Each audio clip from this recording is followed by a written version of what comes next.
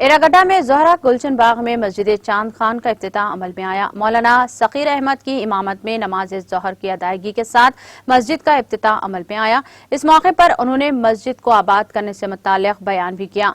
मौलाना हुस्साम उद्दीन सानी जाफर पाशा और रुकन असम्बली कौसर मोहिउद्दीन ने भी इस तकरीब में शिरकत की। अस्सलामु अलैकुम वरहमतुल्लाहि वबरकातुह। मेरा नाम मोहम्मद अकील है।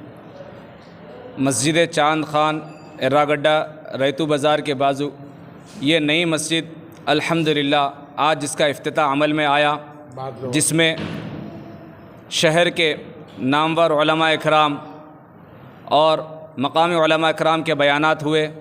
नमाज ज़ोहर हज़रत मौलाना नेमतुल्लाह साहब क़िबला दामत बरकातुहुल आलिया ने अदा फरमाई और हज़रत के कीमती नसीहतें और उसके बाद हज़रत ने दुआ फरमाई।